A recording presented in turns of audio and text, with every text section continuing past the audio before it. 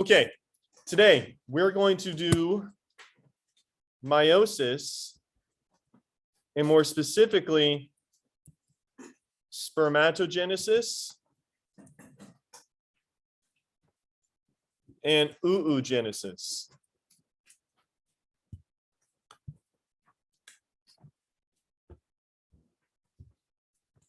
If you recall from Monday or Friday, there is a major difference between mitosis and meiosis.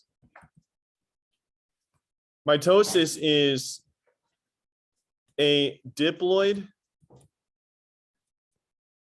parent cell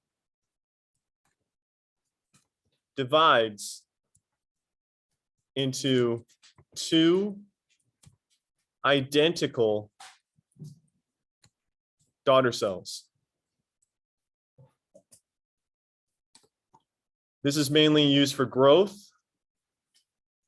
repair, and replacement. You all used to be much shorter when you were freshmen. You have gotten taller. That is mitosis. When you shed your skin and there's brand new skin to replace it, that is replacement. That is mitosis. When you injure yourself and you heal, that is also mitosis. In mitosis, you take an original parent cell and it will form two daughter cells. There's a little bit more to it than that. We'll come back to that. In meiosis,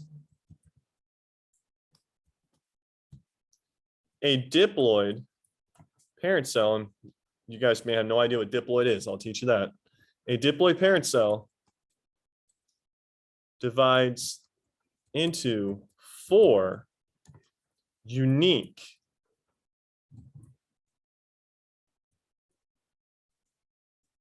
daughter cells.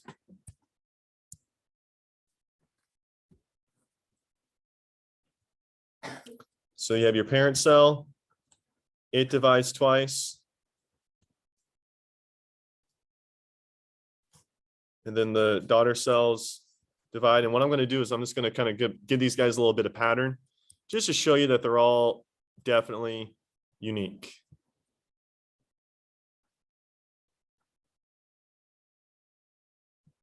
Okay, that's all I'm trying to convey there.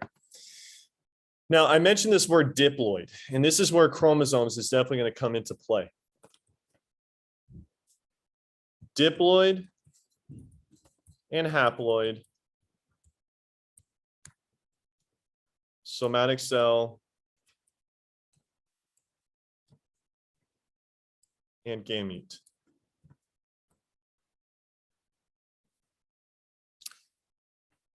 For you people who are in or have taken AP Bio, hopefully you recall this stuff. Okay, let's start with somatic cells and gametes first, because I'll make this easier. You guys have two classifications of cells in your body, just two. Now, I told you earlier that you have about 250 different kinds, but they fall under like two main types. So if I were to try to make a concept map, here we have cells, okay?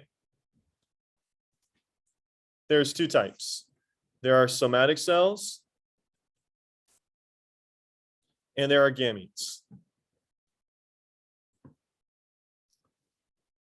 Now, if I try to write down every different type of somatic cell you have in your body, we would be here for probably an hour and a half. Grace, you're doing anatomy, right? I'm just going to list maybe five cells that you find in your body that fall under the somatic cell category. Here's just a few. Some examples would be a neuron, a white blood cell. Actually, I'm going to write leukocyte. That's a white blood cell. A hepatocyte, that's a liver cell.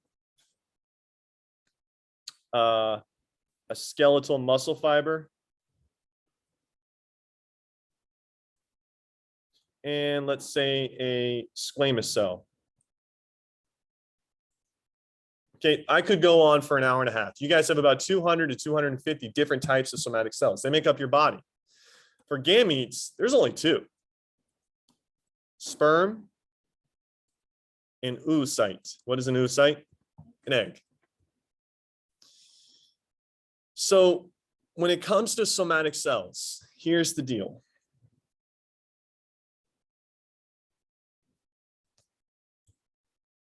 Soma in Latin means body. These are body cells. They are organ, nerve, muscle, bone, cartilage, ligament, blood, you name it. 99.9% of your body is somatic cells. Somatic cells have all of your chromosomes.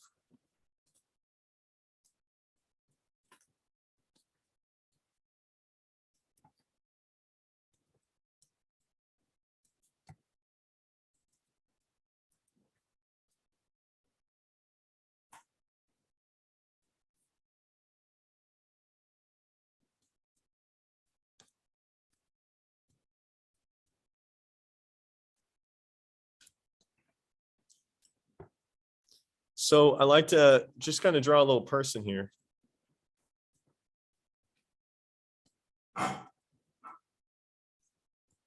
Okay. Jackie, I take a cell from this person's nose. How many chromosomes would be in that person's cells from their nose? How many chromosomes does a human have? So how many chromosomes would be in this person's cell from a nose? 46 chromosomes. Noah, I take a cell from this person's elbow. How many chromosomes are in that cell?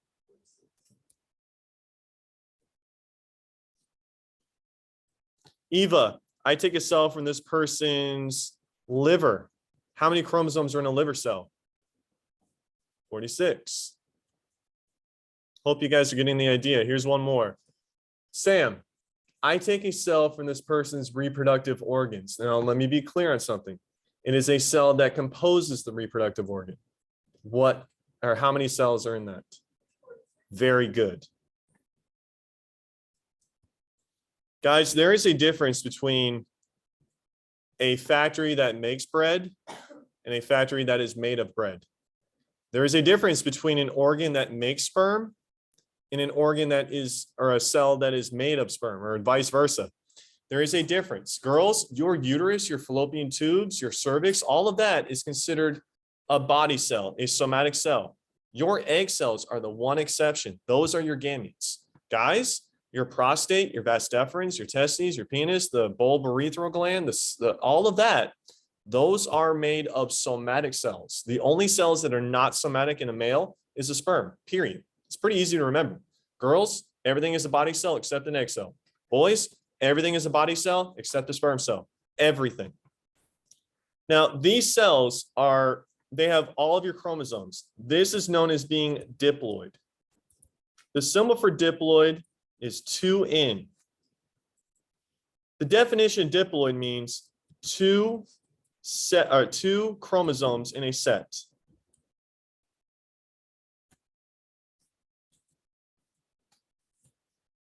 How many parents does a human have? You get one of each chromosome from each parent. I'll give you an example.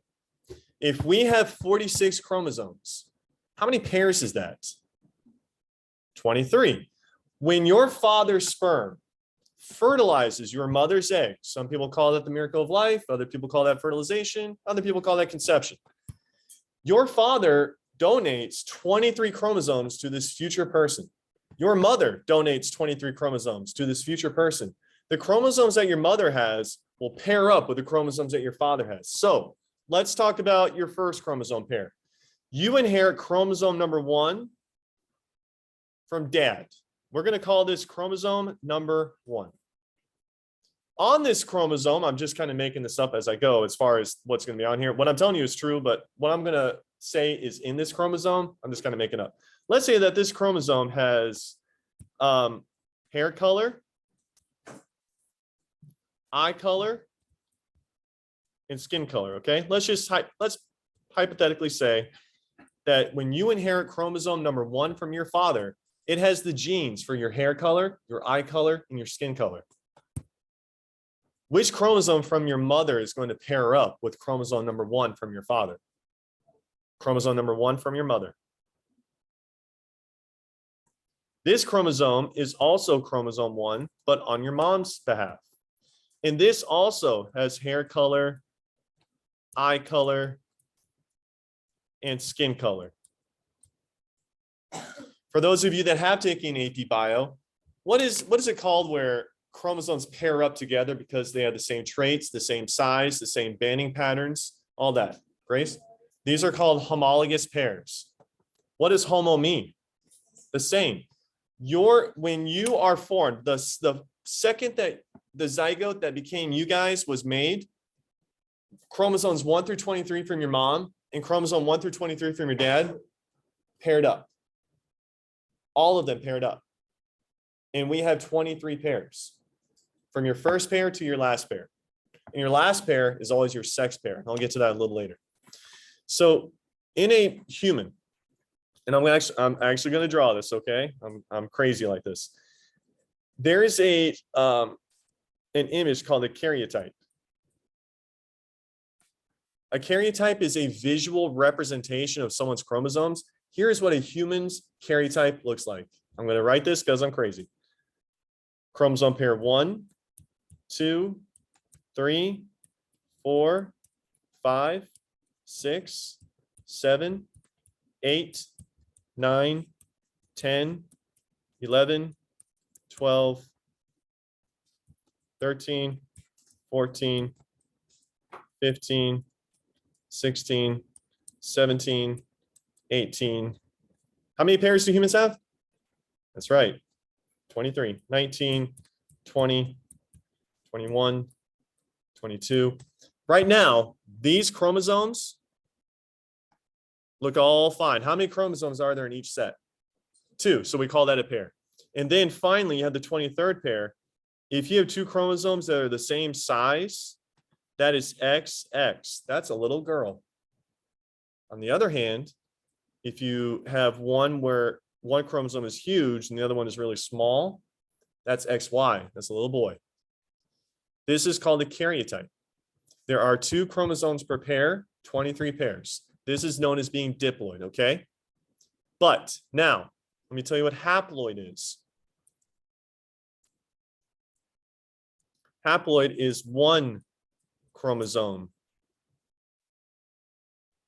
per pair. If I were to take a genetic sample of Noah, Chris, Dan, and Jack, this is what it would look like. However, guys, watch this. If I were to take a sample of their gametes, their males, so they have sperm, it would look like this. Watch and learn.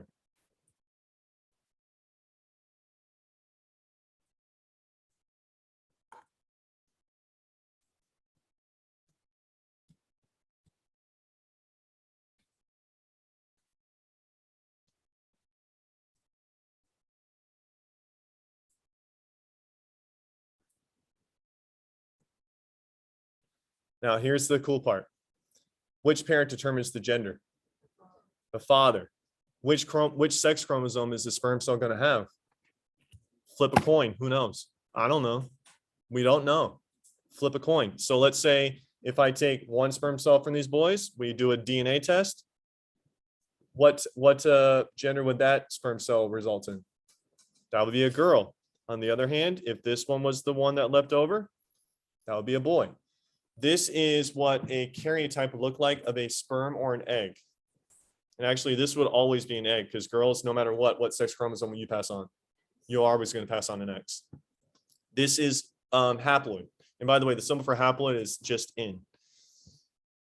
So what we say in biology is we are currently, all of you between Jack and Jackie and Chris and me and everyone, we are currently in the diploid state. Humans have a diploid number of 46. What is our haploid number? 23. Our diploid number is 46. Our haploid number is 23. We pass on 23 chromosomes to our offspring, and our partner provides the other half. And here's a question that you're going to get on your mastery. What if a male sperm cell had 46 chromosomes and a female's egg cell had 46 chromosomes. What's 46 plus 46?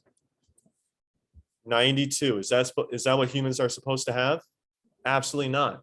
You would have double the amount of chromosomes that you're supposed to have. So that can't work. So instead, we go through meiosis. This is why meiosis is so important. If you made your sperm and your egg by mitosis, you would have a 92 chromosome offspring. That can't happen.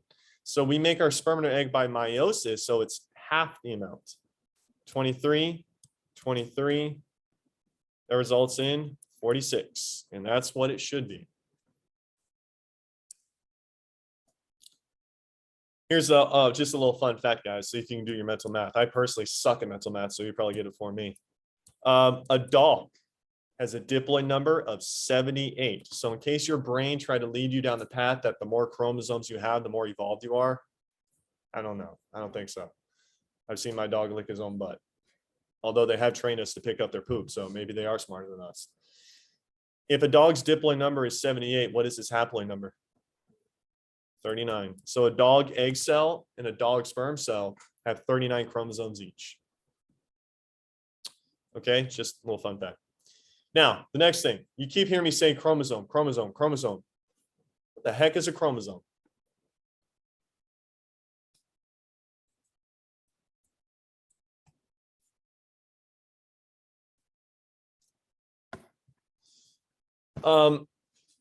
As you guys get older, you are likely going to be more aware of what's going on in your world.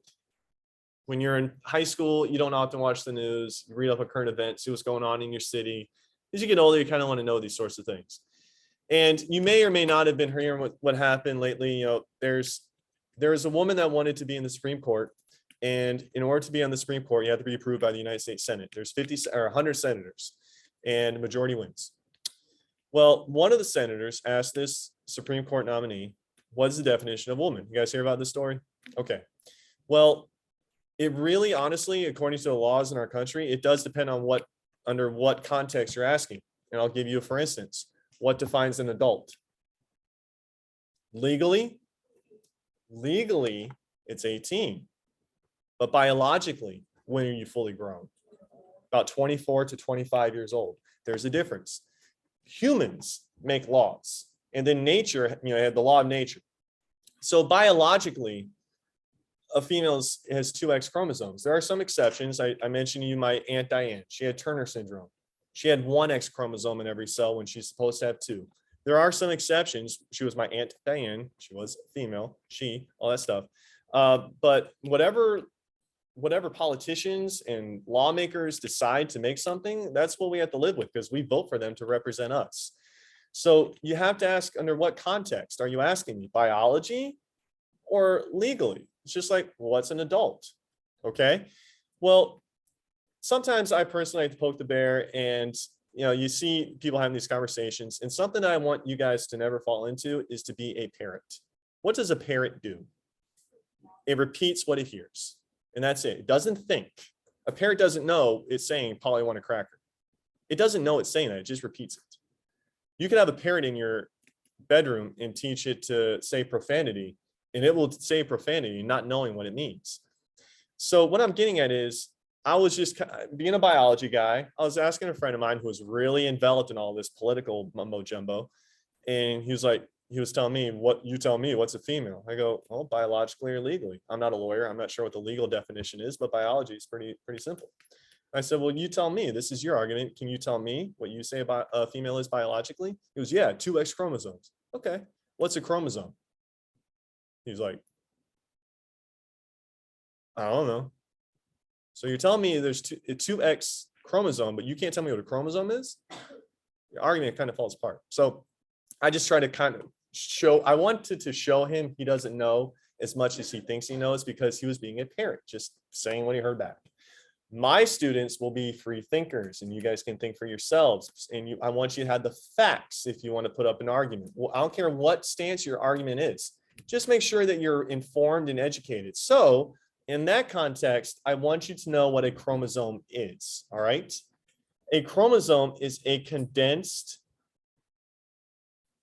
bundle of DNA. You typically see it during metaphase of mitosis. And when a chromosome is totally decondensed, it looks like this. This right here looks like a huge just mess. This one line I'm drawing like that, that is called chromatin. I like to think of it as if you're going to Bella's restaurant in Howard on Hyde Park, and you put your fork, or they deliver your spaghetti. The spaghetti is all over the place. You take your fork and your spaghetti and you twirl your fork. What does the spaghetti do? It wraps around your fork. It condenses. When you take all of this and you do this to it,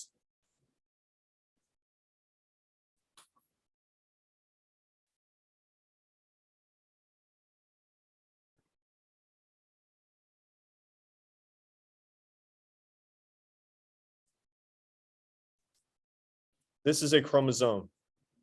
What do you suppose takes up less space? Yeah, chromosome for sure. We have 46 of those little structures. 46. Dogs have more than us. A fruit fly has 4. A chimpanzee, our closest relative, has 48. Okay, now, the last thing I want to get to when it comes to chromosomes is that there are 2 types of chromosomes. So just like I made a little concept map with a cell, I want to do one with a chromosome. There are 2 types. There's an autosome and there's a sex chromosome. For a human, everyone, which pairs of your chromosomes are autosomes? Do you remember? 1 through 22. That's right. These chromosomes are basically the same no matter what your gender is. Noah and Jackie are basically 22, 23rds the same. These chromosomes are responsible for characteristics and traits that are not exclusive to one gender.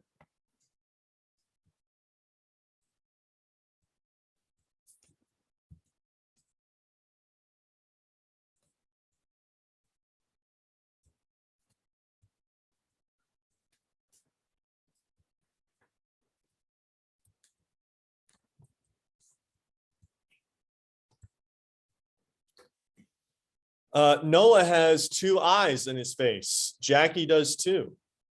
That is an autosomal trait. Melanie has a nose. So does Dan.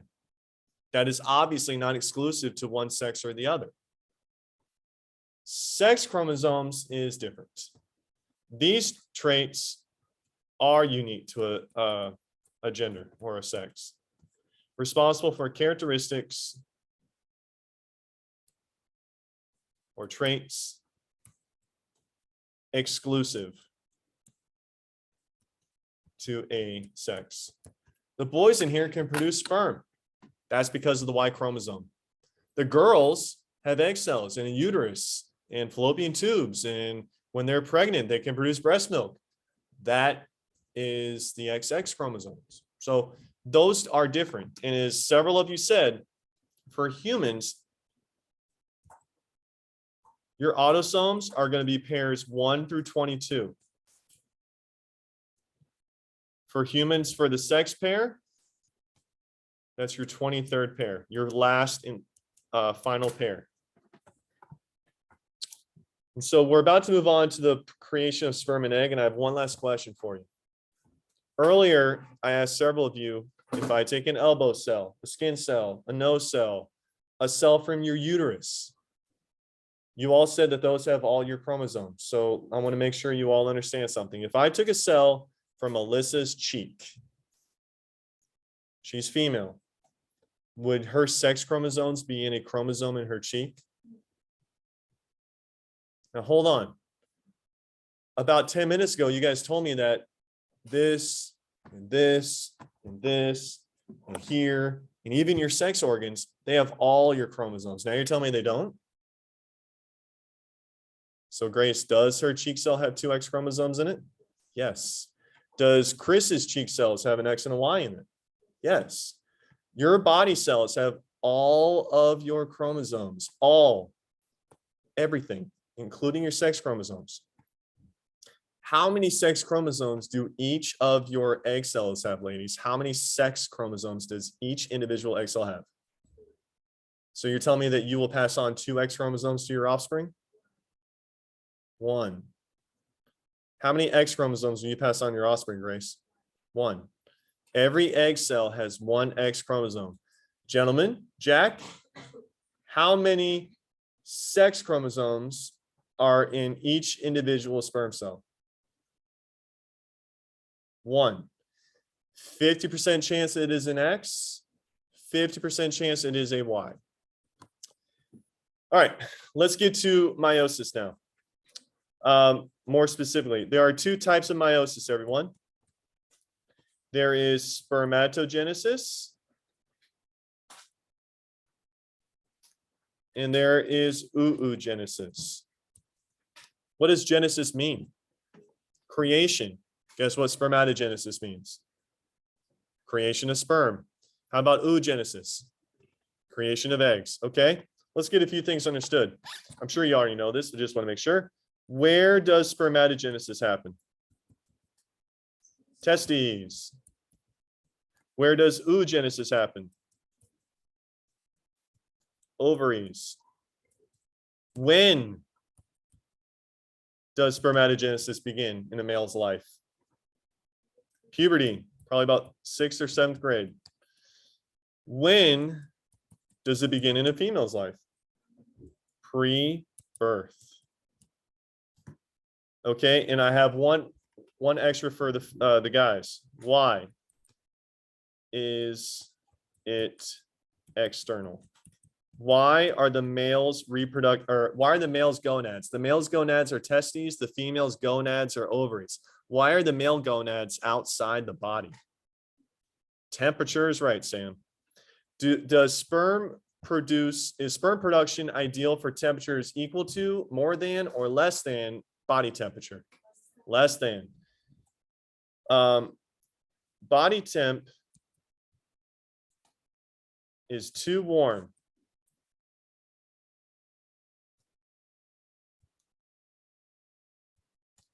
Spermatogenesis occurs ideally at upper 80s to low 90s Fahrenheit. I told you the story of my friend. They were trying to get pregnant. They were having a lot of trouble. He goes in the hot tub. His wife comes out there screaming, "Get out of the hot tub. You're killing your sperm. We're trying to get pregnant, you moron." So, it makes sense. If a couple is having trouble getting pregnant, obviously the mother needs to be examined and the father needs to be examined. Maybe he has low quality sperm. Maybe he's not making enough sperm. There should be about 150 million sperm cells per milliliter. And typically one ejaculation can have several milliliters. So I remember there was this cartoon where in the 90s, where there's this couple having trouble conceiving, and they went to the fertility doctor and they took a sperm sample from the husband and said, "Sir, Mr. Hill, we got your sperm sample back and it looks like you're at 150 million. He was like, "Huh, look at that, 150 million. Oh, I didn't know I had it in me." Yeah, the average is about 350 million. You have a low count. And it's like, well, what do I do? So you need to lower the temperature. In the house? No, in your pants. Stop wearing whitey tighties, stop wearing jeans, let some air flow down there, and you might have an improved production. Something to learn. Okay, we're going to skip a little section here. What we are going to do now, so that we have time, we're going to skip over the stages of meiosis for spermatogenesis and oogenesis, and we're going to transition back into human anatomy and physiology. Everything I taught you guys, about 90% of it actually, I teach in bio. But now I want to transition back to reproduction. And I'm going to take a moment, walk away from the computer, and I'm going to pass out 2 sheets of paper. One is going to be the internal anatomy of a testicle, and the other is going to be the internal anatomy of a penis. Okay?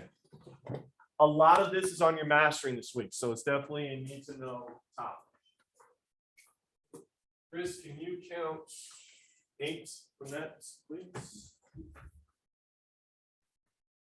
1, 2.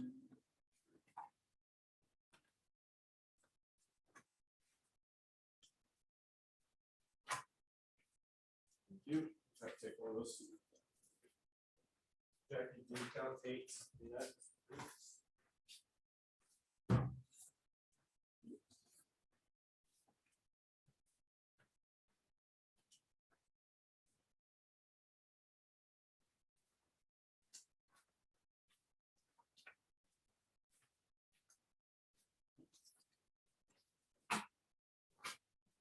Okay.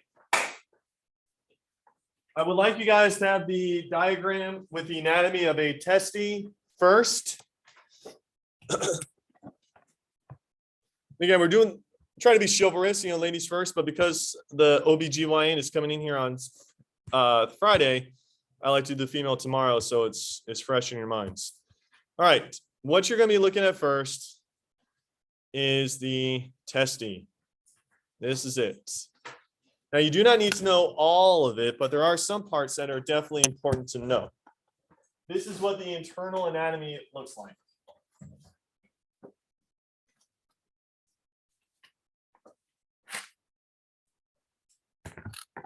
All right.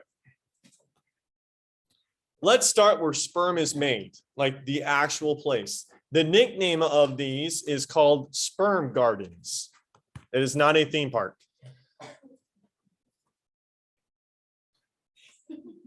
Oh, that was funny. All right. These are called the let me zoom in so you can see. Seminiferous Tubules.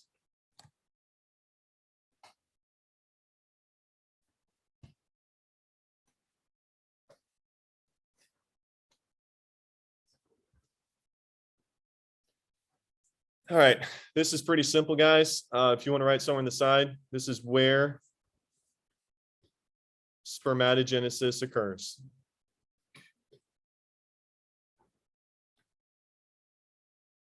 That's where it all happens. All those little different coiled tubes, that's where your sperm is made.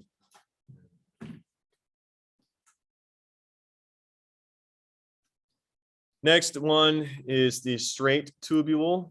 This is just now a pathway.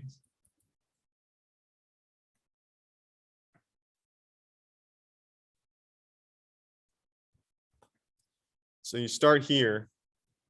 I'll highlight it for you. This is where we started. All these little guys. You don't need a highlight, okay? This is just me. Don't waste your time. All right, I'm not going to highlight all of them. And then we're going to just move into the next area. That's all these are. It's just a way for it to move forward, okay? Next, let's come over here. And this is going to be called the rete testes. This is where it all collects on the brand new sperm.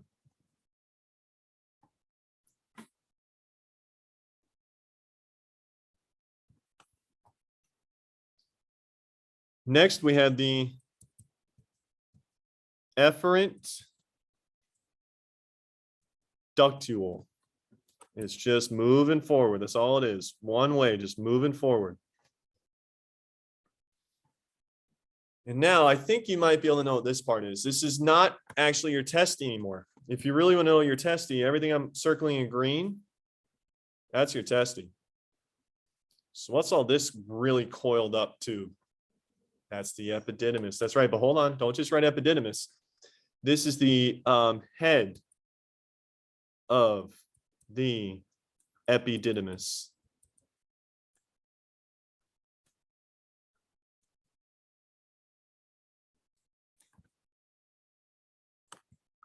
Okay, so the sperm matures here.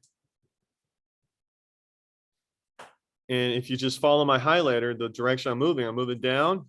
Next, we're in the body of the epididymis.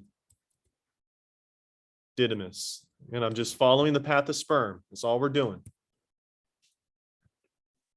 And then here we go. We're getting towards the end of the epididymis. This is going to be the tail of the epididymis.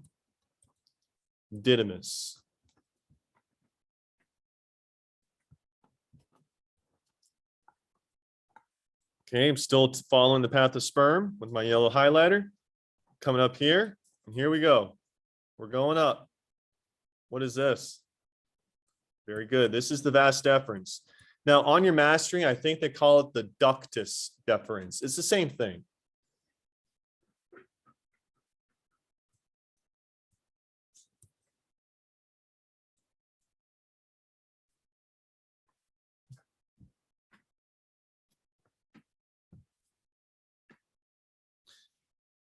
Anatomy question.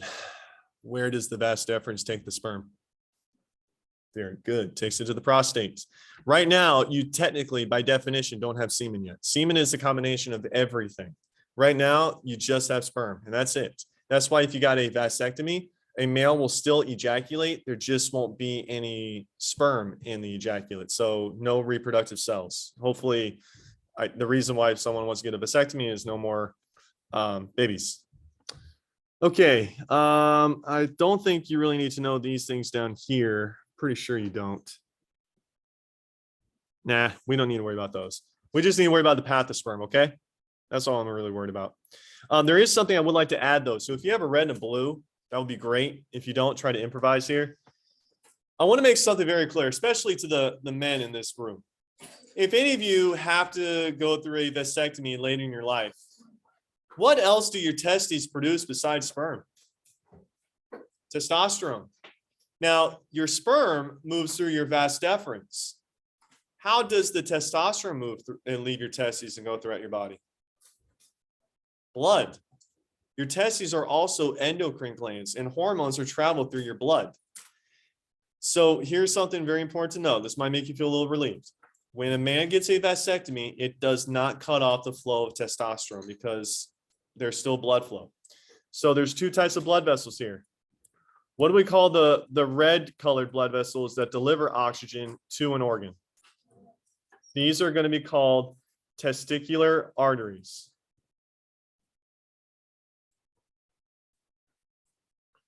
And what do we call the blue colored ones that take blood from the testes? Testicular veins is correct. Let's see how well you guys know your stuff. Which one of these will take testosterone from your testes and take it throughout your body? The veins will. Some of you may have a dog, a male dog, and it is neutered. How is neutering different than a vasectomy? Alyssa? What's the proper term?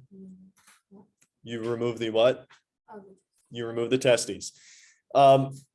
People tend to want to have a dog get neutered for two reasons. One, they don't want it to breed. And also, they might want to reduce the aggression.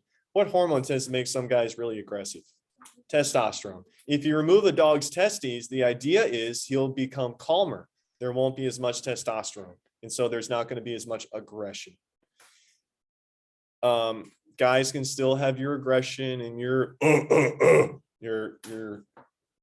testosterone-driven workout sessions because you'll still have testosterone even if you got a vasectomy. Okay. All right. So we have about 9 minutes left. Are there any questions on the anatomy of a testicle? Okay. I would like to add one other thing before I move on to the penis. And that is, guys, I told you that you're approaching the age of your life where testicular cancer is of the greatest risk, upper teens, lower 20s.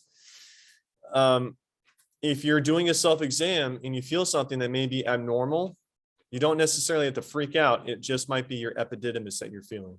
It tends to be like a little bump on your testicle. So you don't need to immediately freak out. All right, let's move this over here. Okay, let's label a few things. Hopefully you know what these are.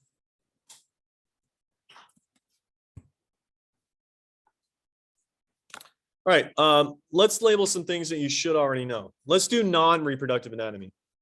What is that? That's the urinary bladder.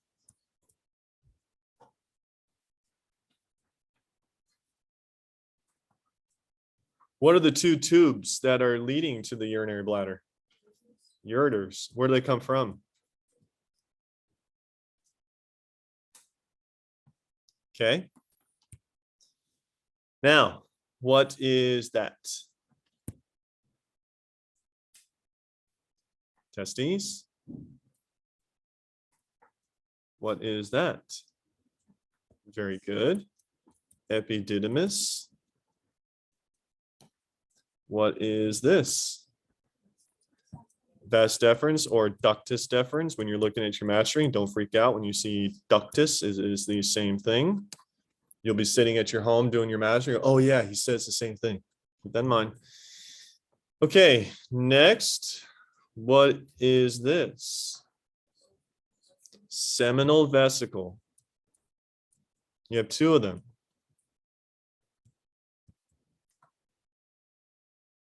Okay, I'm going to zoom in here now. What is this organ?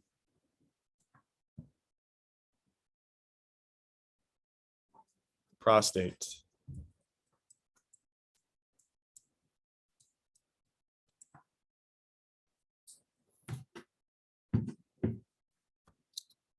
Okay, what is this little guy? You have one on each side. Yeah, slow down the pronunciation. Bulbourethral gland. That produces a secretion that neutralizes any urine that might be in the urethra and it lubricates the urethra for ejaculation. Okay, so those are things that you have definitely done before. Obviously, that's a penis. Everybody knows that. But now let's get to some parts that you may not know. The prostate is where the two pathways from your bladder and your testes come together. Where your urethra fuses into one pathway. For females, girls, your urethra is totally separate from your reproductive system. For males, it is not.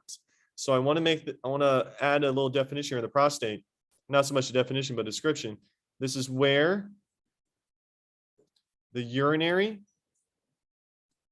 and reproductive systems join.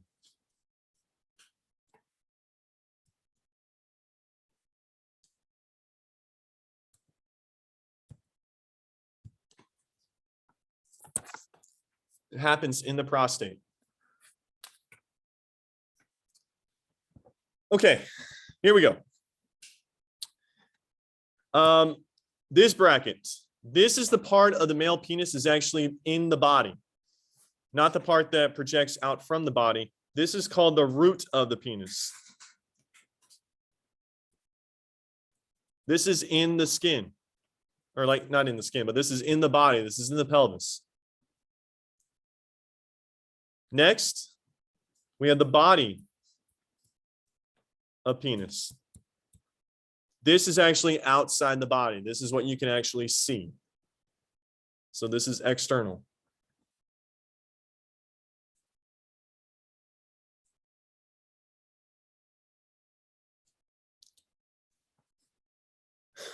Okay. The tip or the head of the penis is called the glans penis.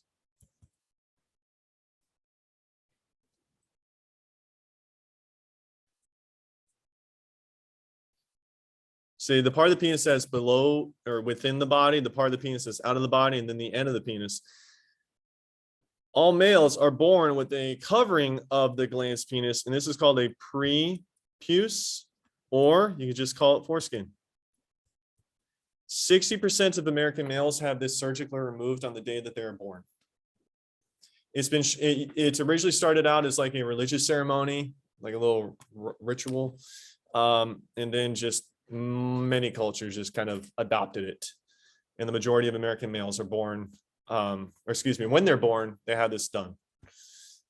It's been shown to reduce the incidences of STDs because keeping the glans penis clean with the foreskin there is more difficult, and bacteria and viruses can actually get trapped in there and kind of resonate in there. So if you remove that, they have nowhere to hide. All right, now let's talk about the urethra, and then we'll start to finish things up.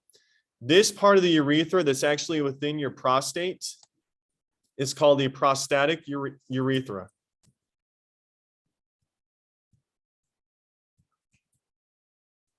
This is the portion of your urethra that is in the prostate.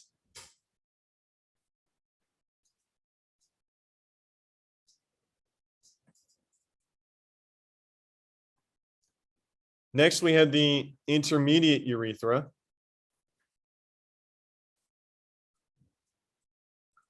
This is within the body.